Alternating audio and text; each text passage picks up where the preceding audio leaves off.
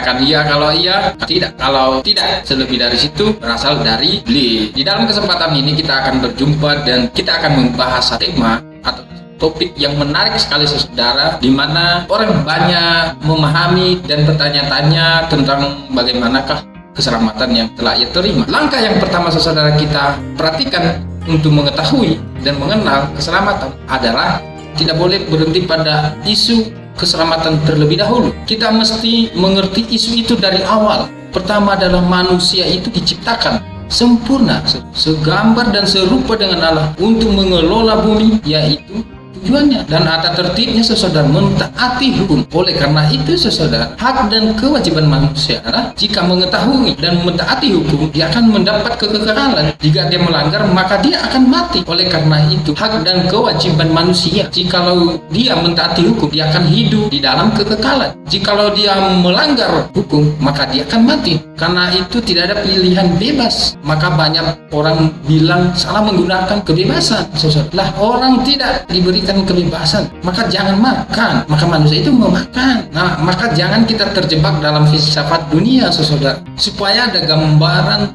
buat kita. Katanya Kristen bukan lagi Kristen, pengkhotbah berkhotbah tanpa sadar mereka universalism. Mereka tahu istilah tetapi tidak tahu kontennya saudara. Nah, itu bahaya. Nah, karena itu kita perlu hati-hati. Oleh karena itulah yang dituntut oleh hanya Tuhan, ketaatan saudara. Perhatikan, ketaatan. Itu sebab dosa adalah pelanggaran. That's the point. Sederhana, bukan saudara? Nah, nggak ada yang lain saudara. Oleh karena itu manusia diciptakan itu tidak berdosa, tetapi bisa jatuh ke dalam dosa. Lalu ada orang bilang, lah Tuhan dong yang salah, kenapa bikin manusia jatuh dalam dosa? Anda tidak mengerti. Namanya ciptaan selalu ada konsekuensi ciptaan, ada keterbatasannya saudara.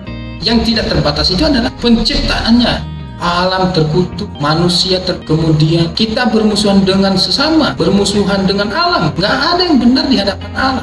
Para penulis Alkitab itu, kalau saya telusuri, saya kagum. Mereka sadar betul, tahu menempatkan diri, mengabdikan Tuhan. Babak belur mereka, dicabut, dihabisi para rasul. Tetap mereka bilang, aku bersyukur menikmati. Kita sakit aja sedikit, sudah marah sama Tuhan. Kenapa aku sakit Tuhan? Mana aja engkau Tuhan? Kenapa enggak kau jaga? Kan itu pertanyaan kita. Persoalan itu aja udah ribut kita. Kenapa persoalan? Kenapa persoalan? Kenapa Tuhan tidak pelihara saya? Oh saudara, itu proses dalam kehidupan kita. Jadi manusia ketika jatuh dalam dosa, dia berdosa dan tidak bisa berdosa dan terus menerus berdosa. Maka hukum Taurat itu diberikan.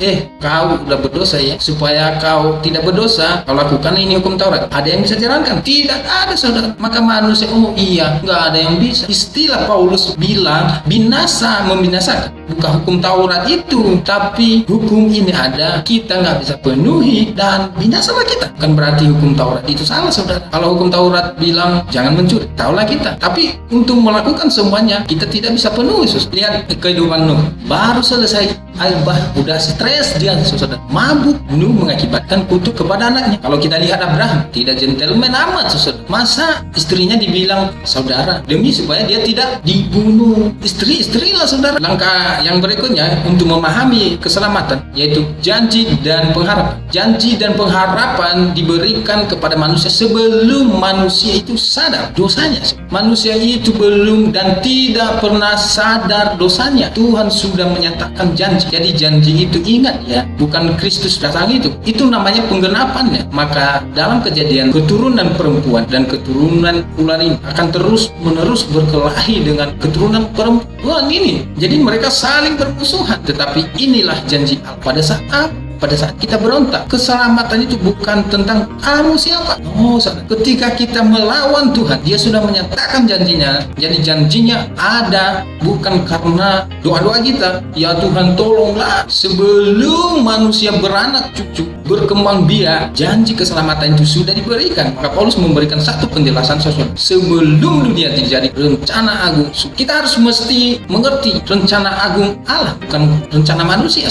Allah tahu apa yang dikerjakan dan konsekuensinya, tetapi itu konsekuensi pada ciptaan sosok. Kemudian Mazmur berbahagialah orang yang diampuni pelanggarannya, yang dosanya ditutup. Karena apa sosok? Berdosa membuat kita terpisah dari Allah. Bersyukurlah kita karena Allah mau mengampuni kita. Jadi yang berikutnya saudara, bagaimana kita memahami tentang keselamatan yang telah kita terima adalah proses keselamatan itu. Itu yang berikutnya. Ini yang ketiga saudara. Jadi yang ketiga ini proses keselamatan itu dikerjakan atau direncanakan oleh Allah sendiri. Itu ada mula-mulanya. Manusia belum meminta ampun. Di dalam Kejadian 3 ayat 15 itu sudah diberikan janji untuk keselamatan. Yakobus Arminius, ia dari Belanda, pergi dari sekolah ke sekolah Calvinis dan dia belajar dengan sungguh-sungguh. Kedaulatan Allah mutlak pilihan Allah. Nah, ketika ia pulang ke Belanda, dia linglung saudara, karena dia mulai didebat. Pada waktu itu pemikiran humanisme berkembang. Orang bicara hak kebebasan karena merasa agama itu kok menekan. Nah, itu problem mereka saudara. Satu pihak gereja memang menekan umat lewat ajaran Alkitab supaya kekuasaan paus dan uskup ini kuat. Jadi nggak boleh dilawan. Ini satu kasus politik gereja. Tapi satu kasus karena kedaulatan Allah itu mutlak, tetapi diambil oleh gereja saudara. Muncullah kemarahan. Kan saja pausnya yang dilawan saudara, jatuhnya risikonya Alkitabnya juga dilawan. Nah, kita harus mengerti sejarah gerejanya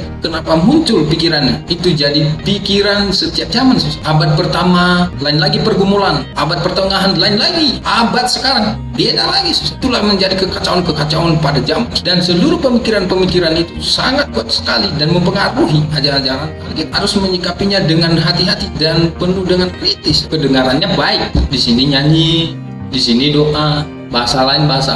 Ada sebuah video klipnya lah dulu, rukunnya 3 agama sama-sama gitu. Kan luar biasa ya. Rukunnya itu kalau diperhatikan sudah duduk bareng-bareng. Kalau Allahnya beda-beda, itu namanya isu sosiologi agama. Itu tidak boleh dipersatukan saudara. Dalam bahasa Ibrani ya adalah mengenal dengan baik, dengan sungguh-sungguh, itu di dalam Ibrani. Kemudian menunjuk orang yang diperkenan Tuhan mengenalnya. Bahasa LAI pakai dipilih. Ketika dia mulai menentukan umatnya, mulai dari Nuh, bukannya yang lain. Waktu air bah datang cuma Nuh yang hidup. Tanyaannya saudara, keturunan siapa yang di dunia habis? Keturunan Kain, lalu keturunan Set. Tuhan kejam dong, kan yang salah Kain, kan bapaknya. Kok sampai keturunannya habis? Emang mau apa? Jadi persoalannya adalah apakah Allah itu mau atau tidak gitu. Dan itu yang menjadikan seseorang menjadi dipilih atau dikenal Allah adalah itu menurut kehendak Allah sendiri, memilih untuk menjadi selamat. Lalu dari Nuh turun ke Abraham. Jadi Nuh ini keturunan Set. Lalu dari Abraham ke Ishak. Gak ada pilihan lain kan? Anak cuma satu. Ishak punya anak berapa? Ke garis siapa jatuhnya?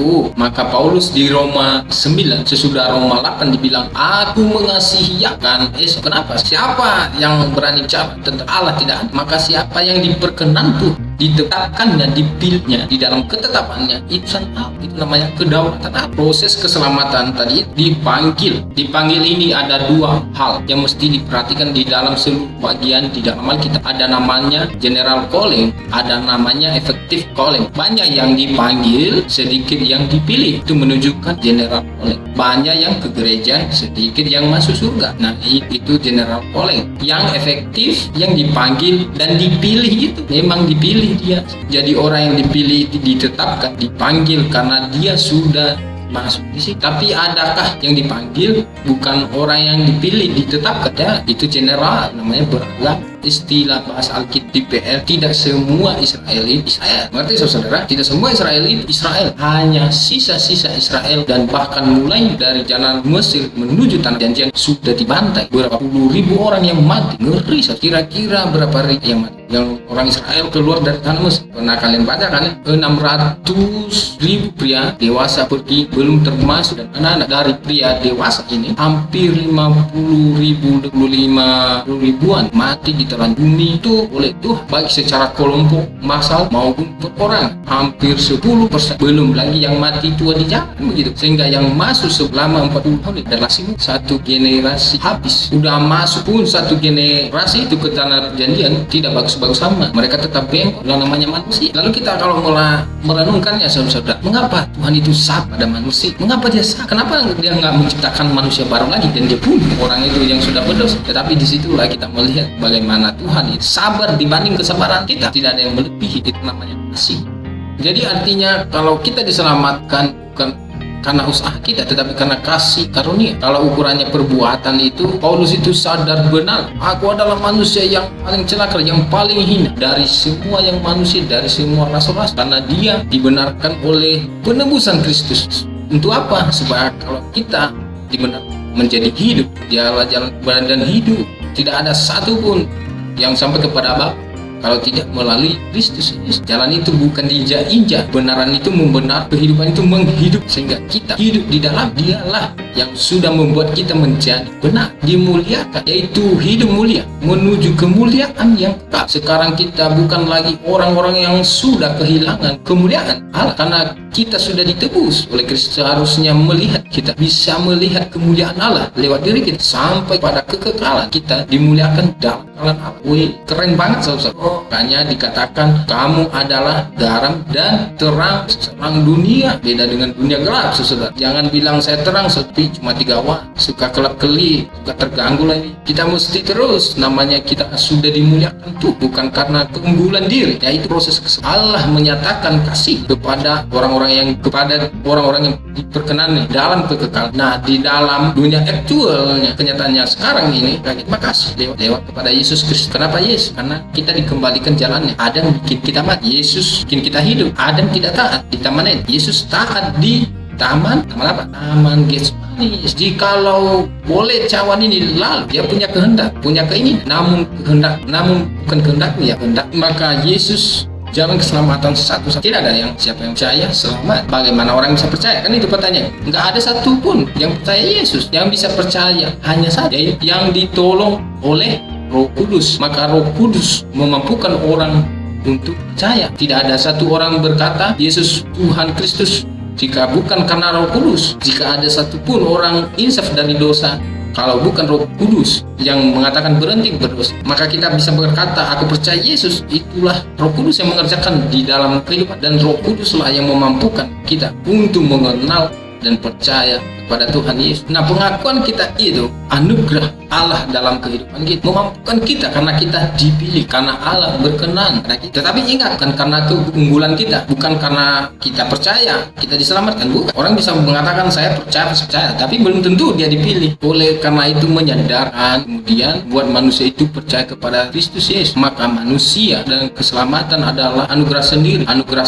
hasil diajar oleh Roh Kudus, diingatkan akan ajaran Kristus, maka kita selalu dipimpin ke dalam seluruh kebenaran firman. Kalau betul Roh Kudus menyertai kita jalan benar. Kalau tidak benar, itu Roh Kudus harus hati-hati dimateraikan dan disertai sampai Kristus Yesus datang kembali.